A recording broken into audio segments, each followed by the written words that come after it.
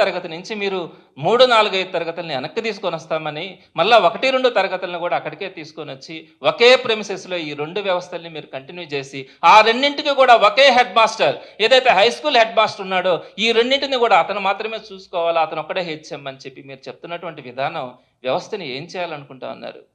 Next ఇకపోతే రెండో point, ఇట్లా హై స్కూల్స్ని 1 నుంచి 10వ తరగతి దాకా ఎన్ని పెట్టారు? 1661 హై స్కూల్స్లో ఈ పరిస్థితిని మీరు తీసుకొని వచ్చినారు.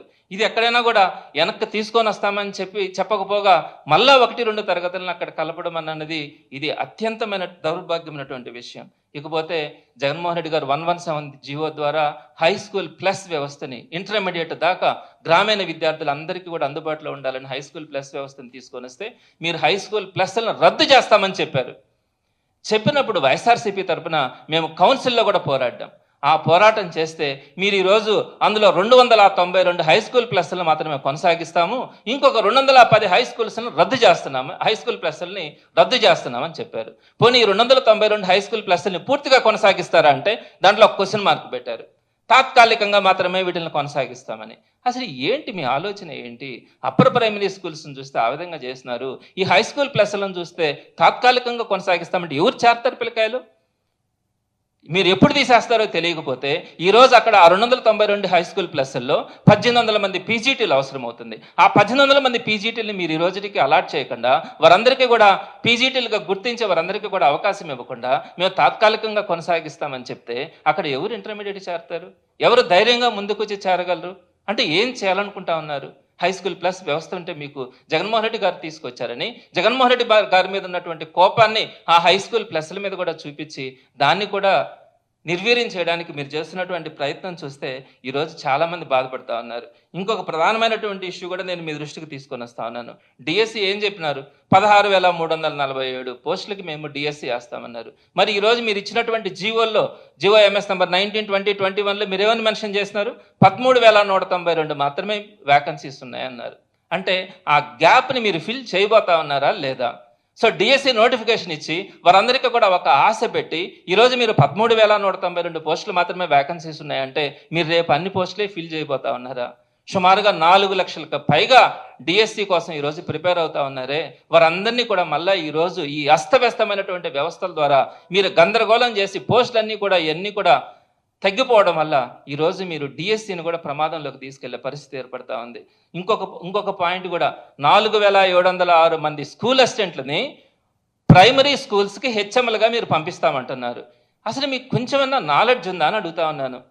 ఈ ప్రైమరీ స్కూల్స్కి స్కూల్ అసిస్టెంట్స్ని తీసుకురాకూడదు, ఖచ్చితంగా ఎస్జిటీలు అంటే డిఎడ్ని కంప్లీట్ చేసిన వాళ్ళు మాత్రమే ప్రైమరీ స్కూల్స్లో టీచర్లుగా కానీ హెచ్ఎంలుగా కానీ ఉండాలన్న నిబంధన ఉంది.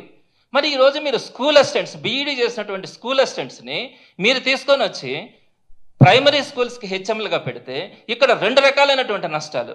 అసలు ఈ విధమైనటువంటి విధానమే తప్పు. అంటే బీఎడ్ చేసినటువంటి స్కూల్ అసిస్టెంట్స్ని ప్రైమరీ స్కూల్స్కి తీసుకొని వచ్చి అక్కడ టీచింగ్లో కానీ హెచ్ఎంలుగా కానీ మీరు నియమించాలన్న ఆలోచనే అది తీవ్రమైనటువంటి తప్పు, అది విరుద్ధం. ఇక రెండో పాయింట్కి వచ్చేటప్పటికి ఎస్జిటీలుగా ఎవరైతే ఉన్నారో వారందరూ కూడా ప్రమోషన్స్ తెచ్చుకొని వారందరూ కూడా ఈ ప్రైమరీ స్కూల్స్కి హెచ్ఎంలుగా వాళ్ళకి ప్రమోషన్స్ వస్తాయి. ఇప్పుడు మీరు ఏదైతే స్కూల్ అసిస్టెంట్స్ని ఈ ప్రైమరీ స్కూల్స్కి హెచ్ఎంస్గా తీసుకురావాలనుకుంటున్నారో ఇక్కడ పీజీటీలకు సంబంధించినటువంటి ప్రమోషన్స్ కూడా భవిష్యత్తులో వాళ్ళకి ఇంకా ఎప్పుడు కూడా ఆ ప్రమోషన్స్ వచ్చే అవకాశం కూడా కనిపించట్లేదు ప్రైమరీ స్కూల్స్ హెచ్ఎంస్గా. సో ఇక్కడ ఇటుపోతే ఎస్జిటీలు నష్టపోతా ఉన్నారు, అటుపోతే స్కూల్ అసిస్టెంట్స్ని తీసుకొచ్చి ప్రైమరీ స్కూల్స్లో పెట్టడం వల్ల వారు సరైనటువంటి క్వాలిటీ ఇవ్వలేరు. పైపెచ్చు ఇది పూర్తిగా నిబంధనలకు విరుద్ధమైనటువంటి అంశంగా ఈరోజు టీచర్లు అందరూ కూడా వేదన చెందుతా ఉన్నారు. ఇంకొక పోతే 2,215 జడ్పీ పోస్టులని వేరే మేనేజ్మెంట్స్కి షిఫ్ట్ చేస్తామని చెప్పి ఇచ్చినటువంటి జీవోల్లో కనపరిచినారు. సాధ్యమా? ఒక మేనేజ్మెంట్లో ఉన్నటువంటి పోస్టులను రద్దు చేసి వేరే మేనేజ్మెంట్స్కి మీరు పోస్టులు ఇవ్వడం అంటే టెక్నికల్గా అది సాధ్యమవుతుందా? ఇన్ని పోస్టులను మీరు తీసుకెళ్ళి చేయడం అంటే అది ఎంత హాస్యాస్పదం, ఎలా సాధ్యమవుతుంది అనుకున్నారు?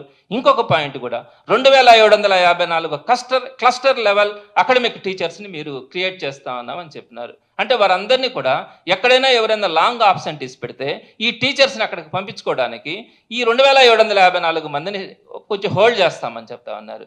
ఏంది వ్యవస్థ? ఎక్కడ లేనటువంటిది. ఈ 2754ని అట్లా పెట్టుకోవడం కంటే ఎక్కడైతే సింగిల్ టీచర్ల వ్యవస్థలు ఉన్నాయో అక్కడ 20 మందో 15 మంది కంటే ఎక్కువ మంది పిల్లలు ఉన్నప్పుడు అక్కడంతా కూడా సర్దుబాటు చేస్తే ఆ సింగిల్ టీచర్లు ఉండే దగ్గర 2 టీచర్స్ ఉంటే సెలవు పెట్టినా కూడా ఉపయోగపడతారు కదా.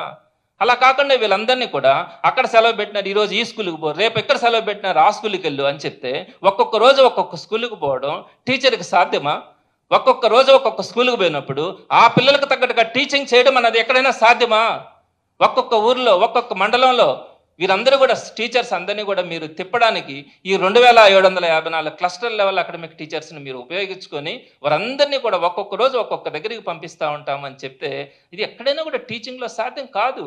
టీచర్ అన్నది స్టూడెంట్తో ఒక లింక్ కావాలా, స్టూడెంట్ లెవెల్కి తగ్గట్టుగా ఇతను టీచ్ చేయగలగాల, దానికి సంబంధించి ఒక షెడ్యూల్ ఉంటుంది, ఆ షెడ్యూల్ ప్రకారం టీచర్ వెళ్ళే అవకాశం ఉంటుంది. అలా కాకుండా మీరు ఈ విధంగా టీచర్స్ని ఎక్కడ సెలవులు పెడితే ఆడికి పంపించుకునే వ్యవస్థను తీసుకొని వస్తామంటే ఇది మంచి పద్ధతి కాదు.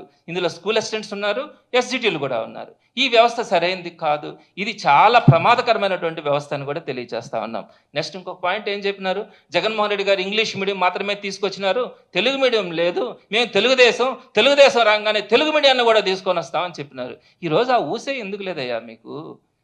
మీరు ఇంగ్లీష్ మీడియం పెట్టున్నారు కదా జగన్మోహన్ రెడ్డి గారు, దాంతోపాటు తెలుగు మీడియం తెస్తానని చెప్పినారు కదా, మరి ఈరోజు తెలుగు మీడియం తేవాలని మీరు ఏదైతే మాట చెప్పినారో దాన్ని ఎందుకు ఆలోచించట్లేదు?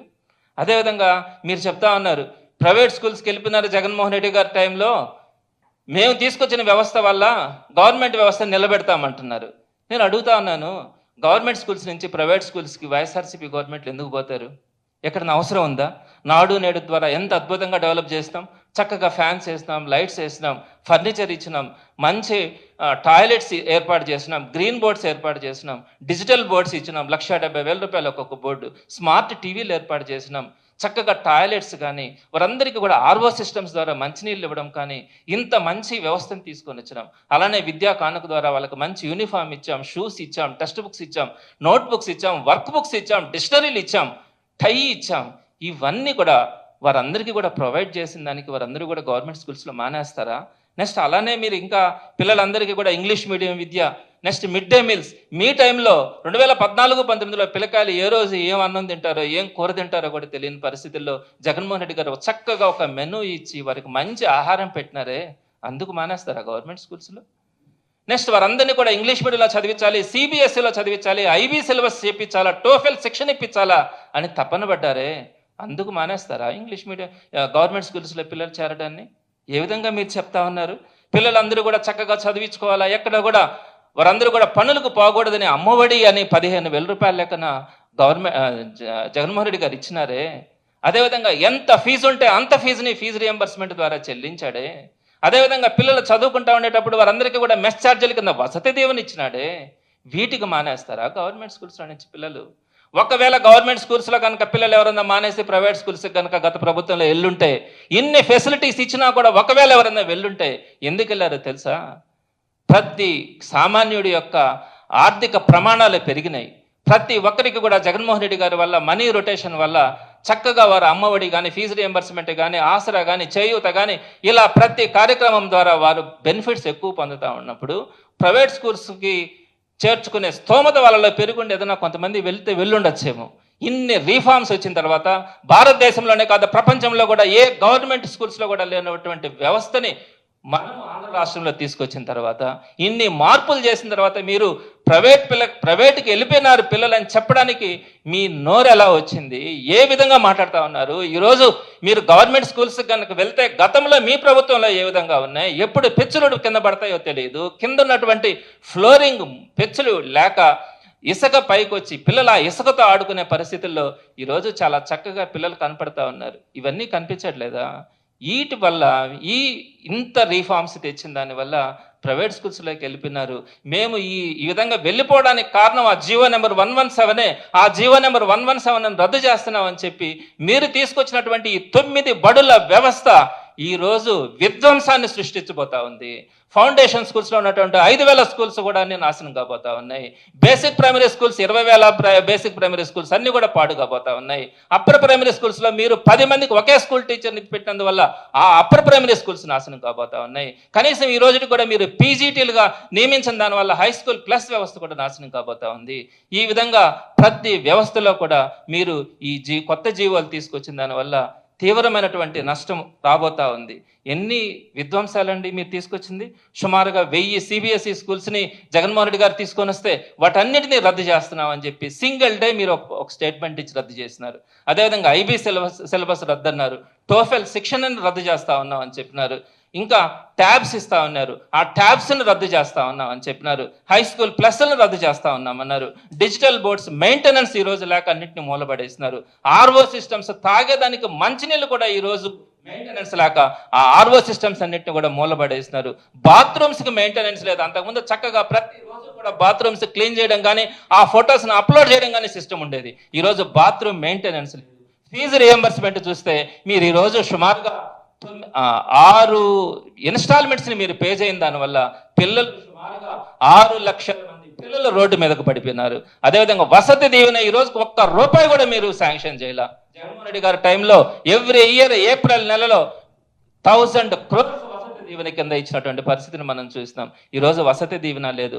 తల్లికి వందనం చూస్తే నవ్వులు పాలవుతా ఉంది. ఈరోజు ఒక తల్లి చెప్తా ఉంది, అయ్యా తల్లికి వందనం అంటే తల్లి బయట నిలబడితే వచ్చి దండం పెట్టిపోయేదే తల్లికి వందనం అనుకుంటా ఉన్నాము. ఈ తల్లికి వందనం ఇస్తారన్న ఆశ లేదయ్యా. మేము ఆ డబ్బులన్నీ వస్తూ ఉన్నాయి, ప్రైవేట్ స్కూల్స్లో మేము పిల్లల్ని చదివించుకుంటా ఉన్నాం. కొంతమంది ఈరోజు అవన్నీ కూడా అస్తవ్యస్తం అయిపోయి తల్లికి వందనం కూడా ఈరోజు మీరు ఎగ్గొడతా ఉన్నారు. ఇన్ని వ్యవస్థల్ని నాశనం చేస్తూ ఉన్నారు. గవర్నమెంట్ స్కూల్స్ని కొలాప్స్ చేస్తూ ఉన్నారు. అందుకే వైఎస్ఆర్సీపీ తీవ్రమైనటువంటి అభ్యంతరాన్ని తెలియచేస్తూ ఉంది. ఇదొక విద్యా విధ్వంసం ఈ ప్రభుత్వంలో అని చెప్పి తెలియచేస్తూ వీటన్నిటిని కూడా రెక్టిఫై చేయమని టీచర్స్ ద్వారా గవర్నమెంట్కి వైఎస్ఆర్సీపీ అప్పీల్ చేస్తూ ఉంది.